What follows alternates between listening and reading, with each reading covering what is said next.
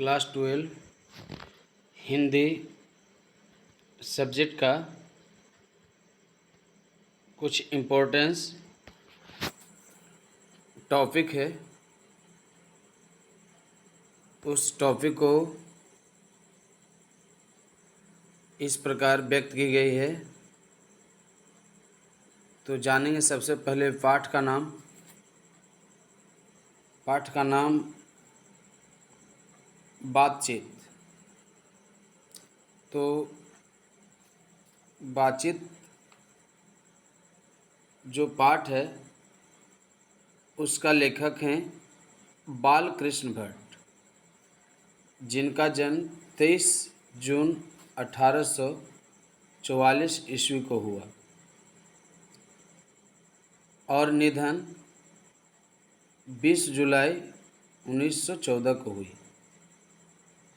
पाठ का जो शीर्ष है उसमें निबंध है। इनका जो पाठ लिया गया है वो निबंध से लिया गया है। दूसरा चैप्टर है उसने कहा था, चंद्रधर शर्मा गुलेरी, जिनका जन्म 7 जुलाई 1883 और 7 जुलाई 1883 और मृत्यु 12 सितंबर 1922 को हुआ। इनका जो पाठ था वो कहानी था। तीसरा चैप्टर है संपूर्ण क्रांति, जो जयप्रकाश नारायण के द्वारा दिया गया है।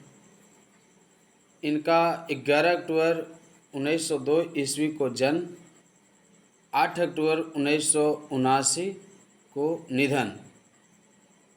इनका ऐतिहासिक पाठ जो रहा उनका ऐतिहासिक ग्रंथ से रहा है, जो संपूर्ण क्रांति, और पता है कि जयप्रकाश नारायण लोकनायक जयप्रकाश नारायण। इसी प्रकार अर्धनारीश्वर, जिसमें आधा नर का आधा स्त्री का हिस्सा होता है, जो अर्धनारीश्वर है, इसमें शंकर पार्वती का संवाद है। वो चैप्टर रामधारी सिंह दिनकर ने लिखे हैं और यह जो चैप्टर है वो निबंध है। किंतु रामधारी सिंह दिनकर का जन्म 23 सितंबर 1908 और मृत्यु 24 अप्रैल 1974 को हुआ। इसी प्रकार पांचवा चैप्टर है रोज, सच्चिदानंद के द्वारा रचित यह चैप्टर है, जिनका जन्म 7 मार्च 1911 को, मृत्यु 4 अप्रैल 1987 को इन्होंने कहानी लिखा। इनके द्वारा कहानी दिया गया है। तो मुख्य रूप से चैप्टर का नाम, लेखक का नाम याद रखने से मैच द फ्लोइंग क्लियर होता है। ऑब्जेक्टिव टाइप का जो क्वेश्चन होता है वो क्लियर होता है। एक लेख और एक पत्र, ये भगत सिंह, जिनका नाम स्वतंत्रता सेनानियों में आता है, जो देश के लिए अपने आप को भी निछावर कर दिया, जिनका जन्म 28 सितंबर 1907, मृत्यु 23 मार्च 1931, जो शहादत दिवस के रूप में भी इन्हें याद करते हैं। इन्होंने ऐतिहासिक बातों को लिख दिया है। ओ सादा नौरा, जो चैप्टर का लेखक है जगदीश चंद्र माथुर, जिनका जन्म 16 जुलाई 1917, मृत्यु 14 मई 1978। इनके द्वारा निबंध की रचना मिला। सिपाही की माँ मोहन राकेश, एक सिपाही का माँ, ये बड़ा चैप्टर इम्पोर्टेंस है। कहानी पढ़ने से पता चलता है कि सिपाही का माँ ये चैप्टर में क्या क्या चीज़ वर्णित है। इनका जन्म 8 जनवरी 1925, मृत्यु 3 दिसंबर 1972। इनके द्वारा नाटक एकांकी जानते हैं, वह नाटक एकांकी का रूप दिया गया है। इसी प्रकार प्रगौत और समाज जो नामवर सिंह ने दिया, जिनका जन्म 28 जुलाई 1927 को, और निधन पब्लिकेशन आते आते समय तक निधन की कोई जानकारी नहीं, और इन्होंने निबंध की जानकारी दिया है। उसके बाद जूठन है ओम प्रकाश वाल्मीकि, जिनके जन्म हुआ 30 जून 1950। ये देखिए कितना इम्पोर्टेंस है, यह आत्मकथा को लिखा है। जो अनुभव के आधार पर लिया गया है उसी को आत्मकथा कहते हैं।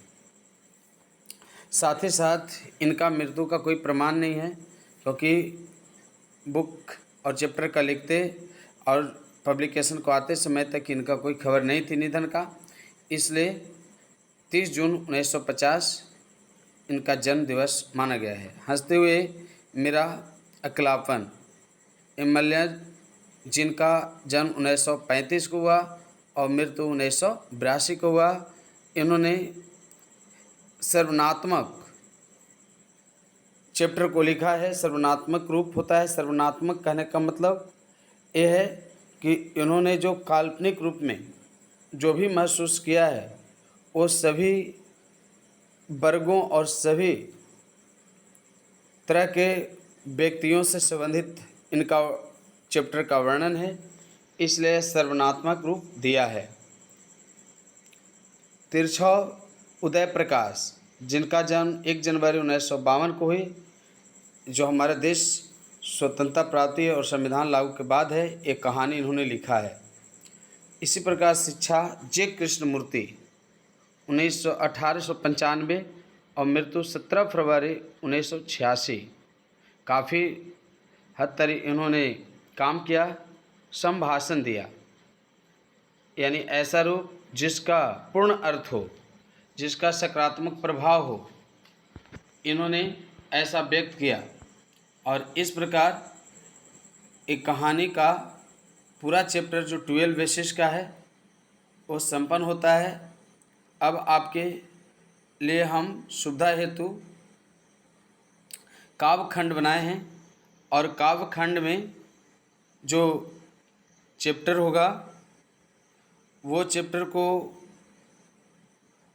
दिखाएंगे कि काव्य खंड में जो इसका पहला चैप्टर है, वो पहला चैप्टर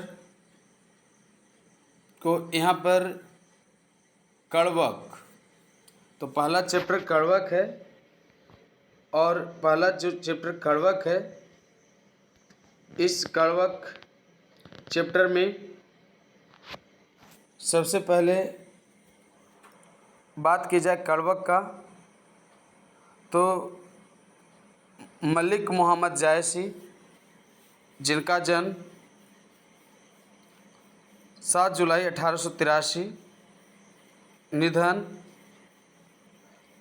इनका 12 सितंबर 1922 को हुआ। साथ ही साथ दूसरा चैप्टर है पद, सूरदास का है। बड़ा इम्पोर्टेंस है, क्योंकि कविता पढ़ते समय स्पष्ट होता है कि कितना अच्छा पद है, जिनका जन्म 1478 में और निधन 1583 में हुई। फिर पद चैप्टर तीसरा है, तुलसीदास के द्वारा है। ये तो पता ही है कि रामचरितमानस तुलसीदास किस प्रकार के व्यक्ति वाले, छवि वाले कवि थे। इनका जन्म 1543, मृत्यु 1623 ईस्वी में हुआ। छपै नाभादास, जिनका जन्म 1570 और अज्ञात है, जिसका अज्ञात मतलब जिसका कोई ज्ञात प्रमाण न हो उसे अज्ञात माना जाता है। फिर अनुमानतः 1600 माना गया है। इसी प्रकार से कवित भूषण ने लिखा है 1613 में जन्म, 1715 में मृत्यु। तुमुल कोलाहल कलह में जयशंकर प्रसाद 1889, मृत्यु 15 नवंबर 1937 को हुआ। पुत्र वियोग, इसमें पुत्र वियोग में सुभद्रा कुमारी चौहान हैं। ये नारी शक्ति का एक रूप है जिन्होंने विशेषकर अपनी पहचान बनाई और पुत्र वियोग को लिखी है। इनका जन्म 16 अगस्त 1904, मृत्यु 15 फरवरी 1948 को हुआ और इस प्रकार अपने छवि का पहचान बनाई पुत्र वियोग माध्यम से। उषा शमशेर बहादुर सिंह 13 जनवरी 1911, इनका जन्म 1993, इनका मृत्यु। इस प्रकार इन्होंने काव्यखंड की रचनाकार हैं, काव्यखंड की रचना किए हैं और जन जन का चेहरा एक, बहुत अच्छा, गजानन माधव, मुक्तिबोध, जन जन का चेहरा एक, जहाँ भी जाइए, कोई भी प्रांत देश में रहिए, सब जगह सारे लोग होते हैं और सबका एक समान रूप होता है। और इनका जन्म 13 नवंबर 1917 और मृत्यु 11 सितंबर 1964 को हुआ। 10वां चैप्टर अधिनायक है, रघुवर सहाय। अधिनायक ये बहुत ही इम्पोर्टेंट अधिनायक कविता है जो एक बदहाल ग्रामीण क्षेत्र के लोग इस पर प्रश्न जाहिर करते हैं कि जो अधिनायक है वो क्या है। सत्ताधारी वाले पक्ष के लोग हुकूमत चलाते हैं और अपना सत्ता का सदुपयोग न करके लोगों पर दुरुपयोग करते हैं और लोग इसका शिकार होते हैं। इनमें जो लेखक का जन्म 9 दिसंबर 1929 और मृत्यु 30 दिसंबर 1990 को हुआ। इस प्रकार जो मेरे प्यारे नन्हे बेटे को विनोद कुमार शुक्ल, जिनका जन्म बहुत ही अच्छा, ये भी चैप्टर है, पढ़ने पर काफ़ी ज़्यादा समझ में आती है और रोचक कविता है। 1 जनवरी 1937, मृत्यु का कोई प्रमाण नहीं और इन्होंने कविता का बोध किया है। इस प्रकार पद और काव्यखंड की पूर्ण टॉपिक समाप्त होती है। बच्चों की सुविधा के लिए, 12 के विद्यार्थियों की सुविधा के लिए मैं ऐसे तरह तरह का वीडियो अपने चैनल के माध्यम से अपलोड करते रहूँगा और भी इस तरह से कोई सुविधा है तो कोई भी टॉपिक की आवश्यकता हो तो हमें कमेंट करके ज़रूर कमेंट बॉक्स में बताएं और हर एक वीडियो का सुविधा हो, सुविधा आप तक मिले और हमसे सेवा लेना चाहते हैं तो हमारे चैनल को सब्सक्राइब करें, लाइक करें और ज़रूर विद्यार्थियों के ग्रुप तक शेयर करें। जय हिंद, धन्यवाद।